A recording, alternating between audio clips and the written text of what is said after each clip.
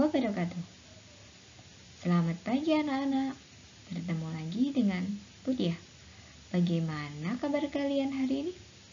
Semoga kalian dalam keadaan sehat dan semangat. Hari ini kita akan belajar tema 1, pertumbuhan dan perkembangan makhluk hidup, subtema 3, pembelajaran kelima.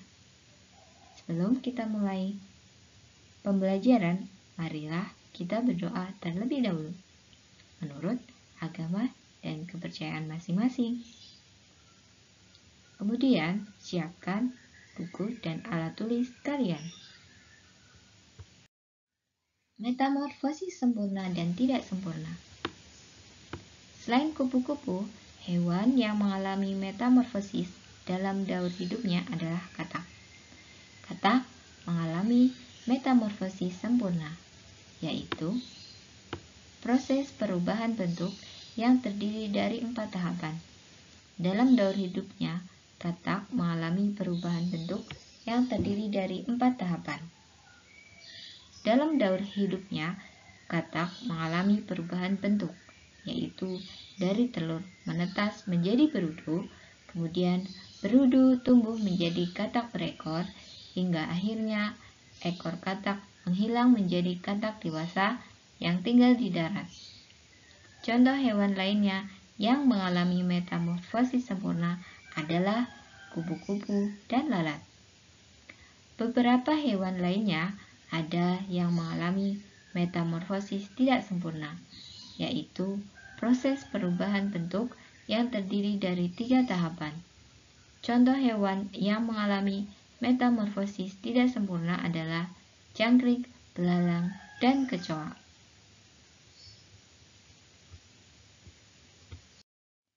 Daur hidup katak. Katak merupakan salah satu hewan amfibi yang dapat hidup di daratan dan air. Hewan ini pada umumnya memakan serangga dan memiliki kulit tubuh yang licin.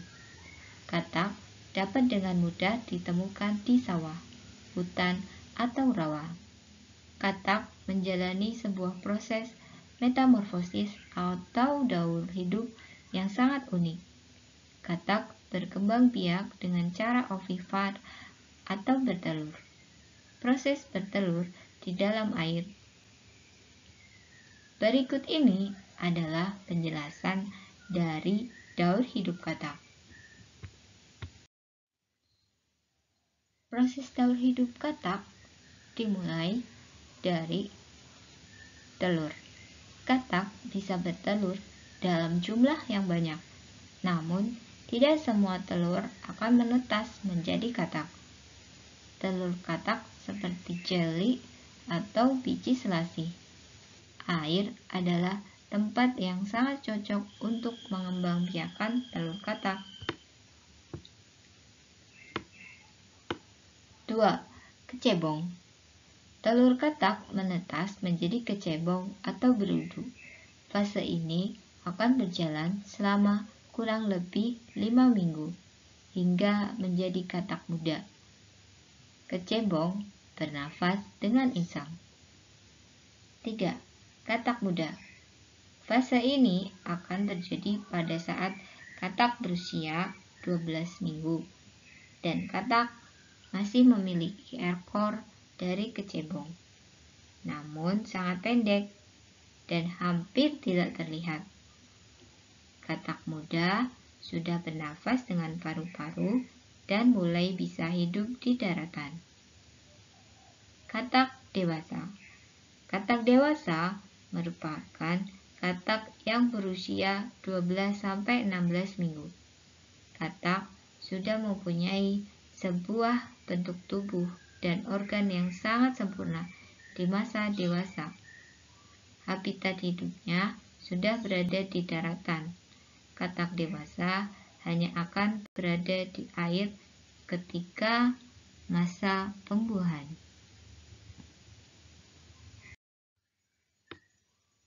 Masing-masing orang memiliki kesukaan yang berbeda-beda.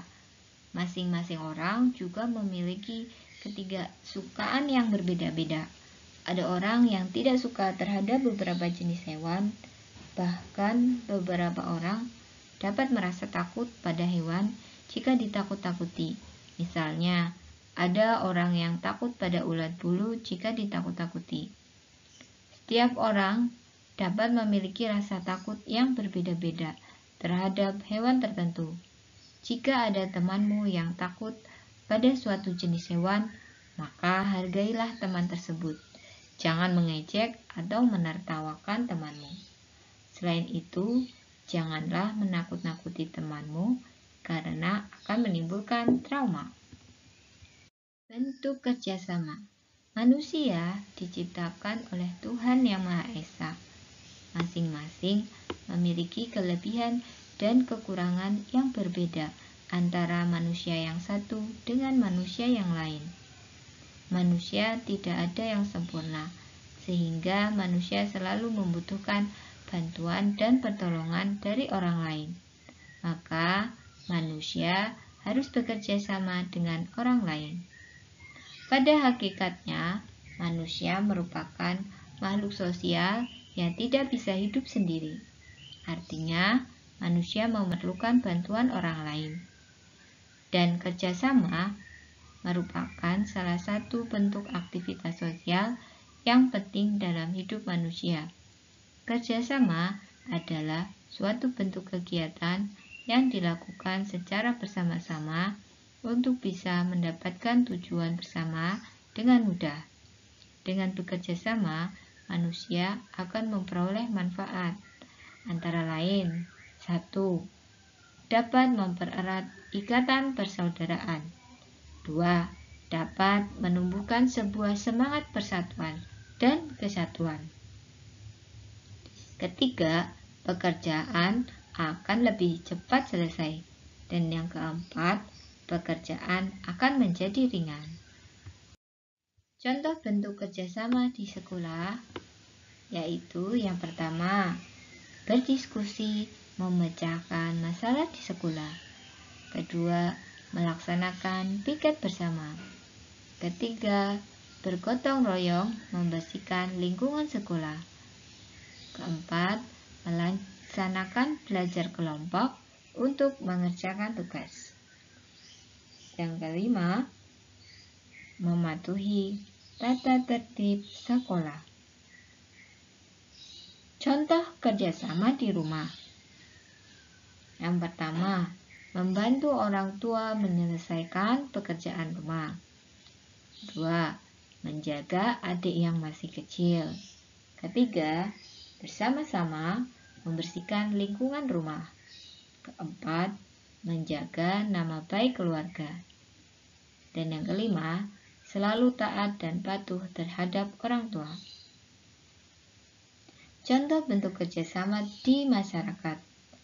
Pertama, melakukan gotong royong dan kerja bakti membersihkan lingkungan sekitar.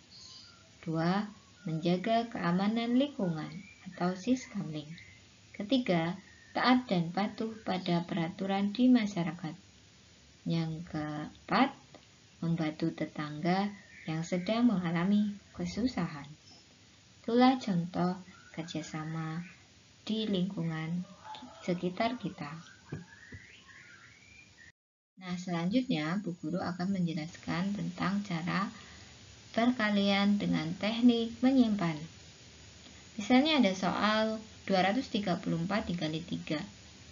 Maka cara menyelesaikannya adalah dengan cara bersusun pendek. Kita tuliskan angka 2, 3, dan 4.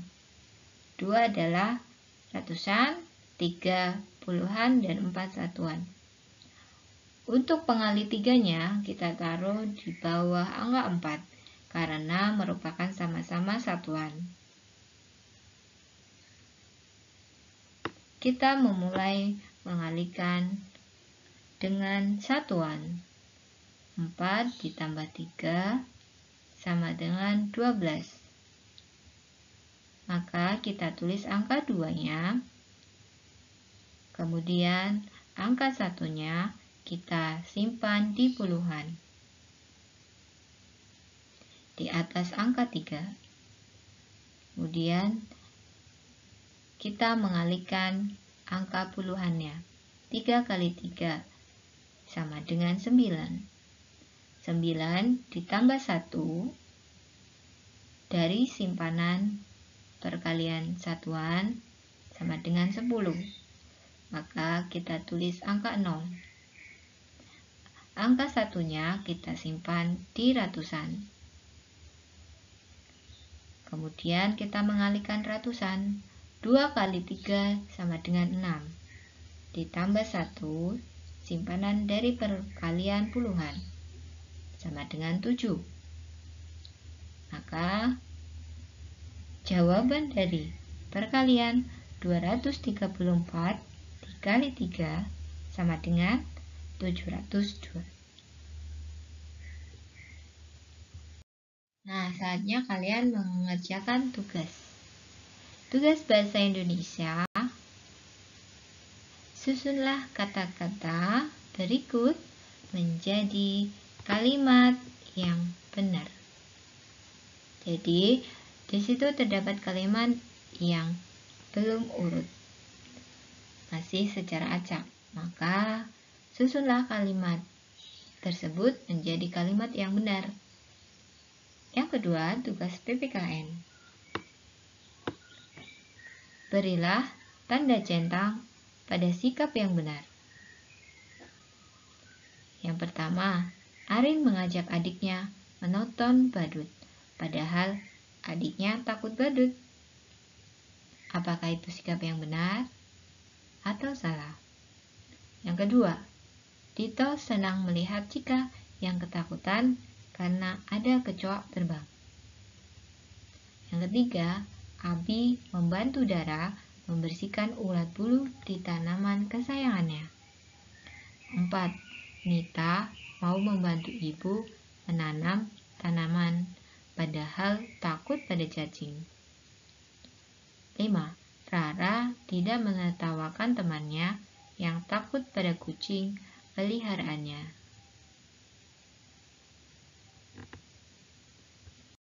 Selanjutnya, kerjakanlah tugas matematika berikut ini dengan cara bersusun pendek pada buku tulis kalian. Soal terdapat pada buku cetak tematik 3A halaman 110. Nah, demikian pembelajaran hari ini anak-anak. Semoga materi yang Bu Guru sampaikan dapat kalian pahami dan menjadi ilmu yang bermanfaat. Sekian dari Bu Dia. Wassalamualaikum warahmatullahi wabarakatuh.